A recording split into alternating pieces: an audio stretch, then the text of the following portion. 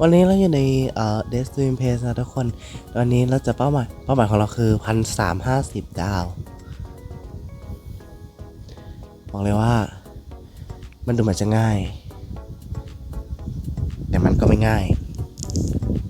ใช่แล้ว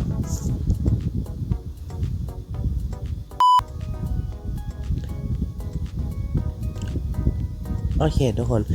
เราจะมาแต่งตัวกันซึ่งโจทย์มันแปลว่าอะไรวะ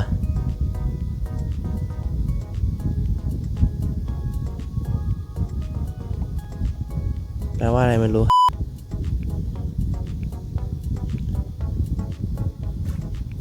แล้วแต่งเป็นแบบแนวขาวดำไหม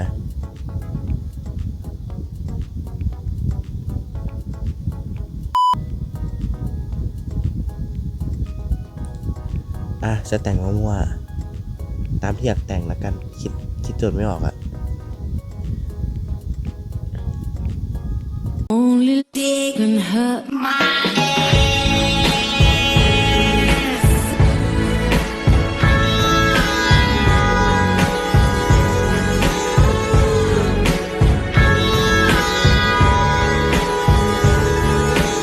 Only they can hurt my ass. Only they can hurt my ass. Must have been a deadly attack. Only they can hurt my ass. Only they can hurt my ass. โอ้หมดเวลาแล้วคนแรกคิดโจทย์ไม่ออกว่าฉะนั้นจะให้2 ดาวเพราะว่าน่ารักดีใช่แล้วส่วนคนนี้เหมือนไอแอร์โฮสเตสเหรอเหมือนนะแค่เป็นสีน้ำตาลตกถังสีมาหรือเปล่าเนี่ยหล่อน2 ดาวแล้วกัน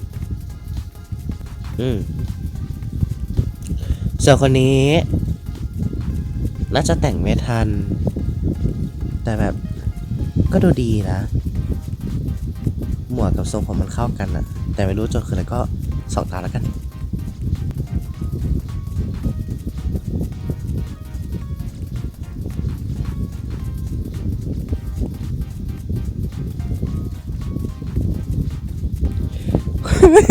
อันนี้อะไรเอาไป1 ดาวก่อนแล้วกันน่าจะแต่งไม่ทันจริงๆหน้านี้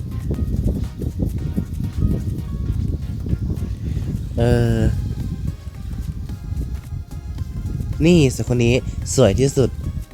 สวยแบบวัวตายควายล้มอ่ะอันนี้คนแต่งตาย นี่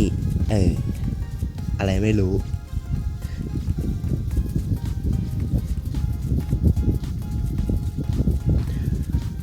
เฮ้ยคนนี้สวยจัง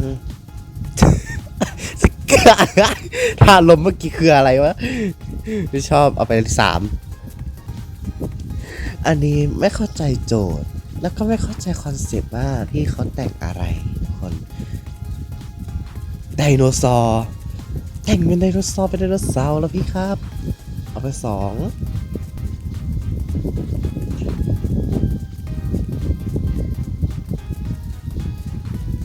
จะบอกว่าอะไรฉัน AFK ขอโทษ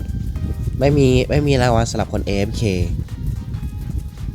ถ้าทางจะลีลาแค่ไหนไม่ให้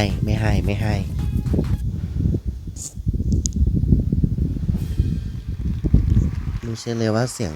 ของเรามันเข้าใหม่แล้วเนี่ยแล้วทำไมไอ้คนแต่งตัวไม่ทันมันได้คะแนนแล้วทำไมเราได้8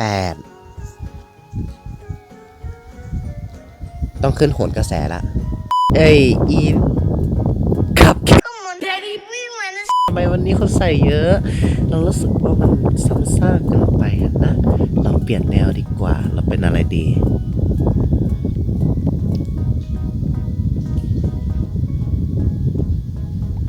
เป็นแบบชุดว่ายน้ำเซ็กซี่แซ่บๆแนวหวานๆแบบวอเตอร์เมลอนเราเจอลายแตงโมอยู่นี่ใช่ไหมสตรอเบอรี่ก็ได้หวานดี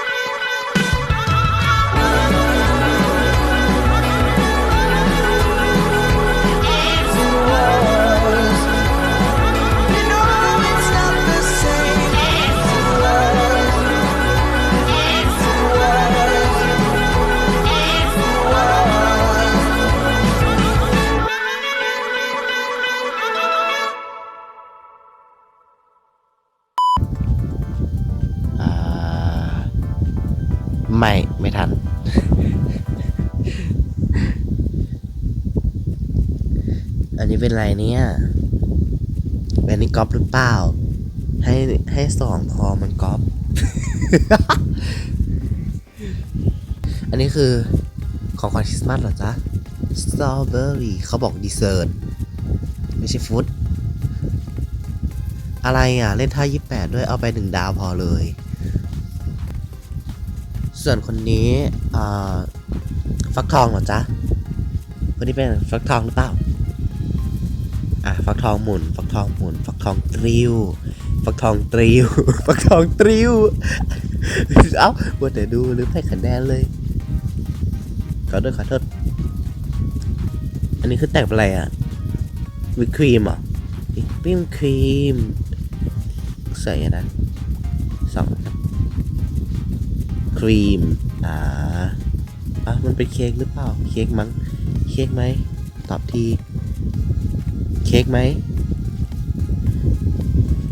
ส่งคำตอบส่งแบบลืมให้คะแนนเลยน่าจะเป็นเค้กแหละสวยนะมันซ้ำซากอ่ะเอาไปดาวเดียวพอครับเค้กอ่ะมันซ้ำซากอ่ะดูดิเล่นท่า28อีกแล้วอ่ะมันซ้ำซาก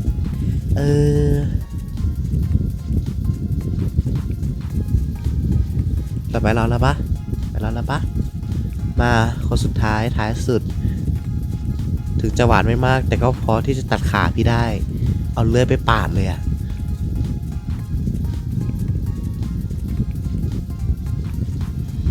กดไปให้หมดจ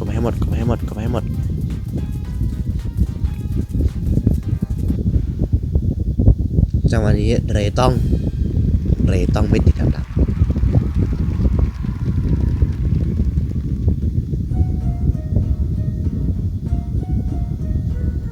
โหได้13 ดาวเองแต่อีก8 ดาวได้แล้วนะได้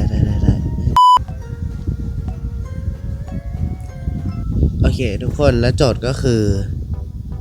ลาบี้อ่านไม่ออกโอ้ยาวจัง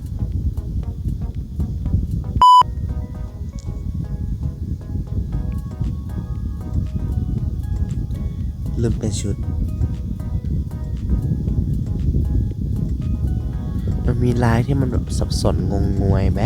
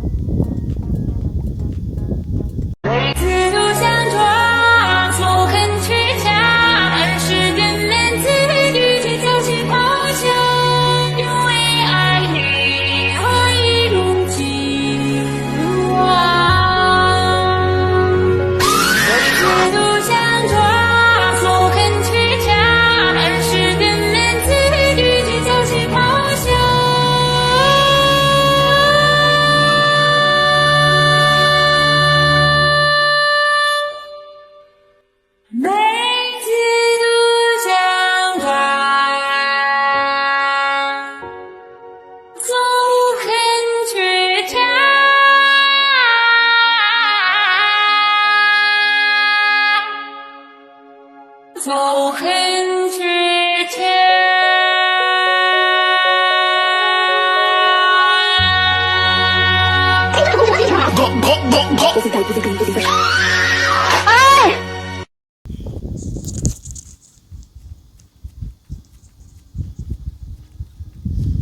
ดูดิเขาเปลี่ยนสีคาถาได้แล้วเปลี่ยนไม่ได้มันไส้ไม่ให้คะแนน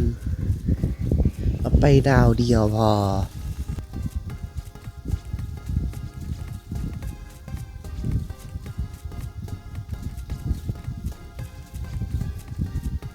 อันนี้คืออะไรไม่รู้แต่ให้2 ดาว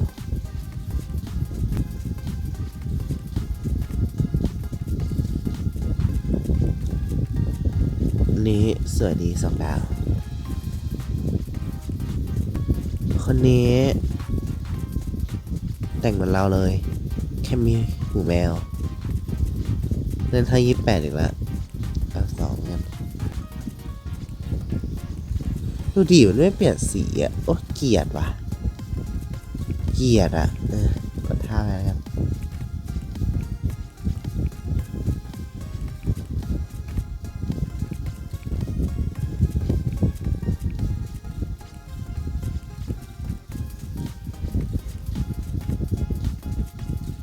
การที่คุณทำแบบนี้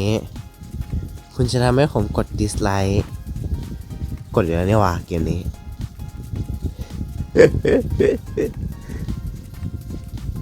เอ้ยลืมให้คะแนน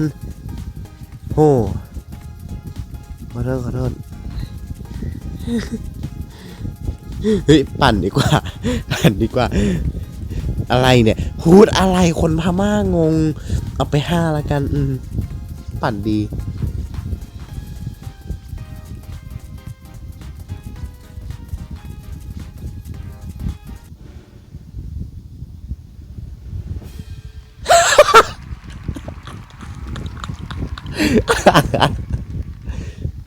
บอกแล้ว โอ้เธอหวานเจี๊ยบ เย้1,350แล้ว เพราะฉะนั้นปิดคลิป